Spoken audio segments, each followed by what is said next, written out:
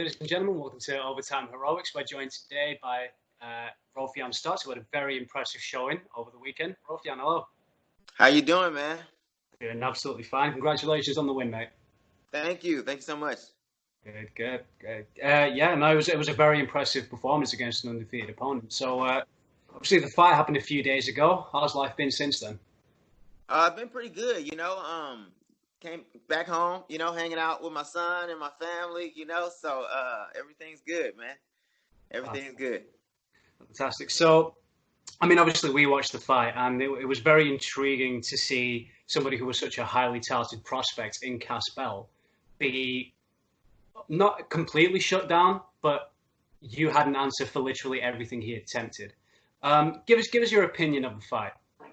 Actually, I feel like, I know I always feel like I can improve. I felt like I could have definitely finished him in the first round if I didn't. I want that guillotine bad, but Yeah. I was trying to figure out a way to find a finish that way, but ultimately I feel like I had an answer for everything that he was throwing. I had a good game plan going in, so I feel good about the fight. I feel like the third round was really when I decided to open up and just let go and let the chips fall where they may, and that's when things, started to happen for me. Yeah, I agree. I think in the third round is when both of you really started to let your hands go a bit more. Was there anything that he did that maybe surprised you or caught you off guard in any way? I wasn't expecting him to maybe engage as much as he did. So he was willing to engage, which I was, I'm happy he did. But I didn't expect it. I felt like he was going to be on the retreat a lot, on the back foot a lot. But it made for an exciting fight. Absolutely. Now, obviously, I know who I'm talking to a very accomplished NCAA Division II wrestler, talking to somebody who has been on a hell of a streak, undefeated in Bellator, even before that fight. However, a lot of the attention was on the undefeated prospect in Caspel. Mm-hmm. Did that motivate you in any way? Did it kind of put fire underneath you, or did you treat it like any other fight? I kind of treated it like any fight. I felt like the he's the more experienced Bellator fighter, so he has more highlights. I feel like he had a better or he had more of a push just because he has more. He's been with the company for longer than me. Not a lot of people in Bellator are familiar with me. So I mean, I felt like it was like a normal fight. I knew that I was gonna come out there, and I knew this was my time to kind of assert myself, in this division, and I was ready for that. I was ready for people to be surprised about how good I was. And to circle back to something you mentioned earlier, Raufeon, you said you really, really wanted that guillotine really badly. Was that something you were anticipating in the game plan at all, or? Yeah, because I was expecting him. A lot of people think just because I'm a wrestler that I have this ego about getting taken down, where I want to be a mixed martial artist. I want to be a fighter. I want to be able to fight from anywhere. Granted, I'm good enough to stop a lot of people from getting taken down if I feel like I don't want to be there with a certain fighter. But for Caspel, I was not afraid of him being on top of me. So I almost gave up that takedown in the beginning just so I've been working on that guillotine. And I've been working on a couple of submissions off of takedowns, with my team, just playing around with stuff. So I was hoping the hard work that I've been putting in would show, in the fight. So that's why I was stuck on that guillotine. So, and I feel like also I did a good job being calm in that situation and trying to find it and not, because my professor tells me too that I don't have to squeeze my arms out or if I'm choking someone efficiently, I shouldn't have to use as much muscle as you think. So I did a good job of not squeezing my arms out and trying to find it. I didn't find it, but I was still good to go, afterwards. And he didn't even really finish the takedown afterwards. I was able to get on top. It was no foul or no nothing was lost off of it, except for some time. Mm, mm. That's an interesting point, actually. I mean, a lot of people talk about the grappling game that a seasoned wrestler, a lifelong wrestler like yourself might have.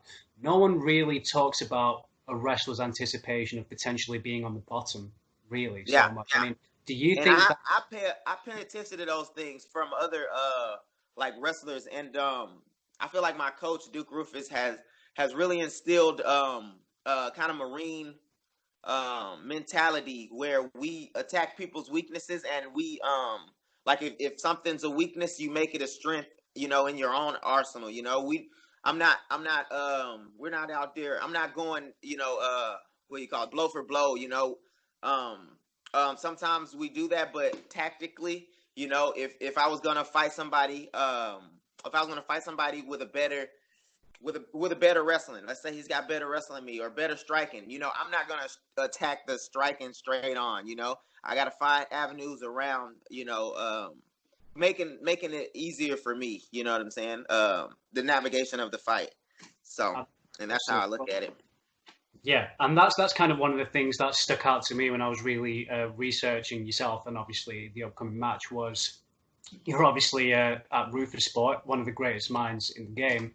Talk to me about the preparation for this fight. Obviously, in the COVID era, people are doing things very, very differently. So, talk me through the preparation for this fight. Yeah, so we've changed our training a little bit, but it's pretty much the same. We've just kind of changed our mindset, and then the team had to get smaller because of the restrictions within the state. You can only meet 10. I think it's like 10 people, or at one point it was like 10 people could meet in a place or whatever, without being in trouble or whatever.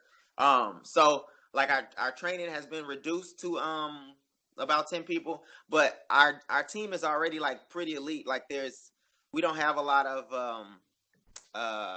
like lower level athletes or competition in our gym. Like everybody was trained up from amateur to be a world champion pretty much. So it's a concentrated group first of all, and then it's also the way we went about training. We're doing a lot more drilling and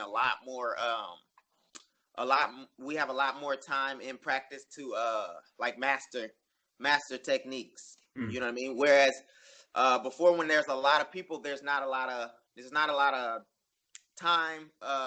There's not a lot of time because we want everybody on the same page, and then everybody sometimes have to learn what somebody else already knows, and we can't spend as much time on the details or whatever. So like I feel like the practices we've been having are super detail oriented, a lot of drilling, and they're really, really good. I mean, for me at least. Yeah, definitely. It definitely sounds like it, and obviously we saw the results. So, is this something that is this a philosophy that you're going to be looking to adopt in future fights? What about the training camp and the fight as a result has really changed your mind about how you're going to prepare in the future? I believe I will. I think we are gonna adapt this training method throughout more camps.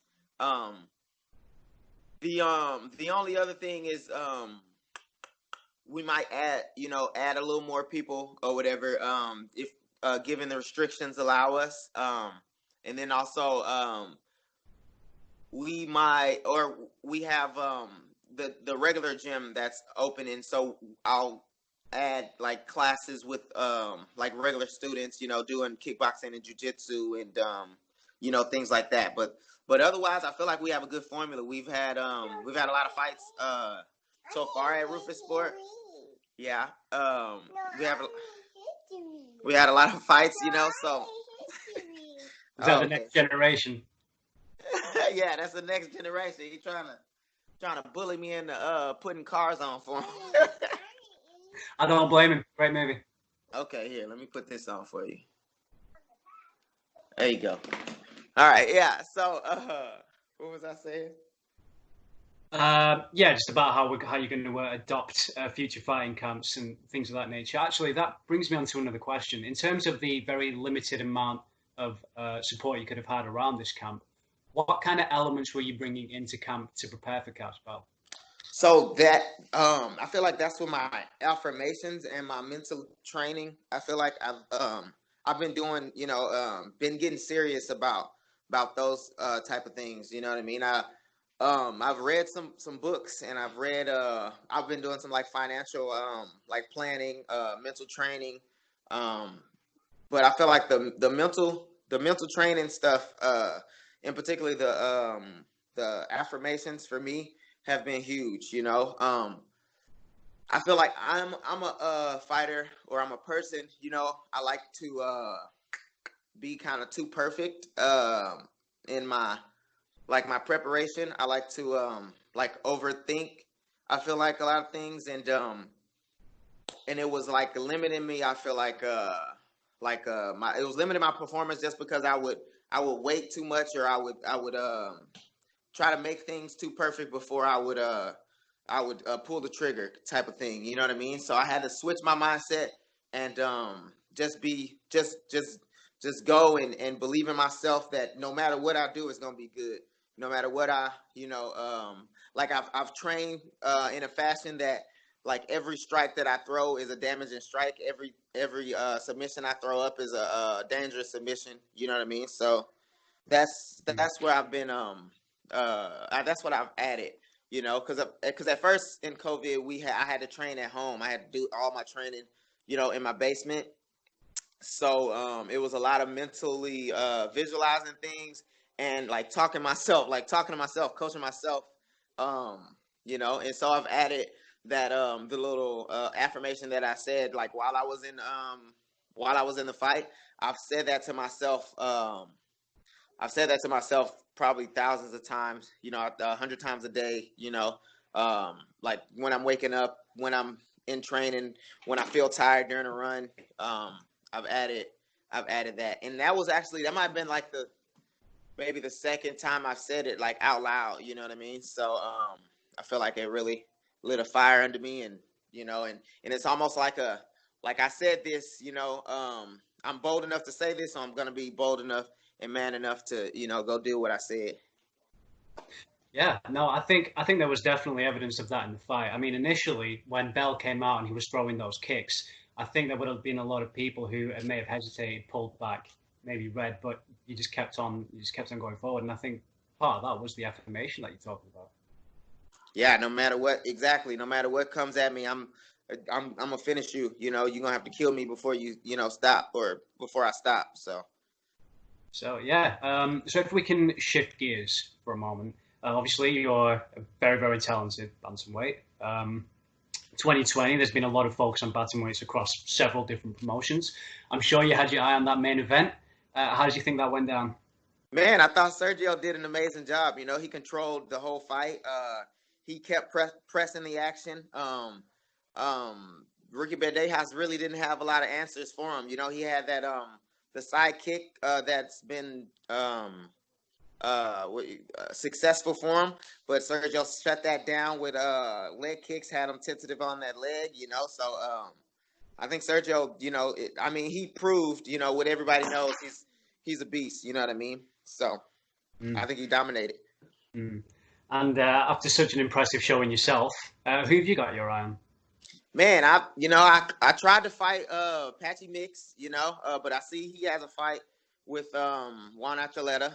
And then I think Sergio is fighting for the belt after that. So I tried to call out James Gallagher, just because I know he wants to fight with Ricky Bandejas, who Serge beat, or he wants to fight with Serge. Like people who are way above him, and that proved they're way above him.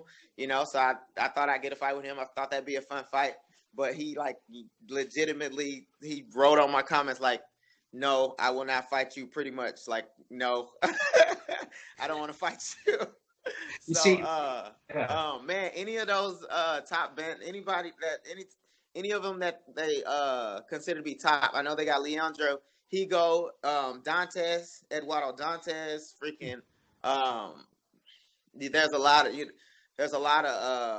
good bantamweights out there. Or fun fights, for me to make in the bantamweight division, and I take every single one of them. I have no what's the name? Like I'm hesitating calling out Ricky Bandejas or Josh Hill because they're on my same management company. But when it comes down to it, I'll fight them. If they give me a fight with those guys, I'm gonna fight those guys too. I just want to go out there and prove, what I know, So I know I want to beat all the guys, I don't want to I'm not a person that wants to cherry pick and go and find fights. I want to go through everybody that is considered to be good. Okay. Yeah. So. You actually, I think you might have touched on the question I was going to ask next, to be honest. So I read something your manager said. I believe it was your manager who said that one of the markings of Raufeon's success is that now it's quite difficult to find in fights. Do you think people are ducking you? And if so, why? I've had, unfortunately, to deal with that my whole career, and it's something that I wasn't vocal about, just because I thought it was part of the game, you know what I mean? But it's because I'm a wrestler or whatever, so that's deterring a lot of people. I'm a 2-time national champion in wrestling. That's deterring a lot of people. So a lot of people don't want to fight me because they feel like they're gonna get smothered. They feel like they're gonna get outclassed in the grappling, and they just don't want to either have to prepare for that or have to do that. You know what I mean? So I've been denied fights by multiple UFC fighters before, and that was the problem with me getting into the UFC before I got into Bellator. The UFC people that needed fights or late notice replacement, I was too tough of a matchup. That's what I was told. I was too tough of a matchup for them to take on short notice or whatever. But it's you've been training for a fight, and I'm the one that's filling in for you. So it's been frustrating, but I mean it's just part of it. So I've been denied. I've been offered to fight Patchy Mix twice now, and he hasn't or both times I've got a contract or not, I've got word of a contract and he's denied the fight. So and I've been offered to fight James Gallagher once, and he's denied the fight. So and there's other people too, not in Bellator that I've came across, but it's just it's been a thing I've had to go through, since I began. And saying that, I think with the kind of way you behave and your interactions on social media post-fight, and actually having gone through your historical behavior, I think that is actually helping you kind of get more into the spotlight and get more into the conversation. Like the video you did with the voiceover of you on your stool, hilarious, by the way. Yeah, and I try to mix it up. I'm not just don't call you out. I don't want to be bullying people. That's not me. I'm not a bully. I like to fight tough people. In wrestling, that was the culture that I like. The best are gonna meet, and you're gonna have a big showdown in the finals. You know what I mean? So let's get to it. Let's get through these people. Let's get to these people so we can have some big showdowns. But everybody, I guess, isn't bred that way. Everybody hasn't grown up that way. So I'm just out here trying to catch a fight when I can. You know what I mean? Exactly. I mean, it does feel like a lot of MMA is kind of being politicized in that direction. I think a lot of the times it might be smart to save a fighter from themselves, but obviously you're. What am I saying? I'm not calling Patchy Mix or James Gallagher. He outright told me, and I'm pretty sure he wrote that. He told me that he don't want to fight. But I'm not calling Patchy Mix scared of me or anything. But whoever's in control of his his management, his coaches, somebody sees me as a threat to what he's doing and don't want to find out who's better. So it sounds like Patchy Mix is the one you really want. But man, that'd be a good fight. I feel like because he seems like he's had the most impressive resume so far in Bellator. You know, I doubted it when he fought like Ricky and he fought another kid, Isaiah Thomas. I think he passed away too. Rest in peace. But but after he fought, I was impressed with the way he fought that Bellator versus Ryzen. You know, because I got offered that fight. I got offered to fight that I forget his name. He's a Japanese guy or whatever. And Patchy, they must have chose to give it to Patchy Mix instead, or to take the fight with Patchy Mix instead. And he fought really well. So I mean, it's anybody that I feel like I call out or I ask to fight. It's not, you know, no disrespect at all. But you know, I want to prove that I'm better than you. You seem like you're really good, you know. So I just want to, you know, go out and prove that I'm the best. Yeah, and well, in that vein, I mean, personally, I do see you towards the top of the bantamweight rankings, especially when life gets back to some kind of normality. Mm-hmm. So who in the bantamweight top 10 do you think would pose the biggest challenge for you? I think Patchy Mix would pose. Oh no, Horiguchi. If Horiguchi comes back, I feel like he's the biggest threat. He's proven. He's beat Darren Caldwell. Darren Caldwell would be a good fight too for me. Yeah. I feel like Horiguchi he's elusive. He's quick. He's a good striker. That'll probably be the toughest fight. That's an interesting answer. If he comes back, that'd be great. Yeah, if he comes back. So, and if I can just give you another opinion from myself, yeah, I do see you fighting for the belt within the next, I'd say, 18 months or so, and that's just my opinion. I think that's pretty reasonable. I feel like that's pretty reasonable. Yeah. 18 months time, Raufeon. Who do you see holding the belt? Holding the belt right now. If it's not, probably. I'm thinking Sergio is gonna mop either one of Patchy or Juan Archuleta. In that case, you know, I'm probably not fighting Sergio. But if it wasn't Sergio, then it's probably I could see that Patchy Mix and Juan Archuleta fight. I feel like Patchy is gonna have the advantage. Probably Patchy. I give it to Patchy. Yeah.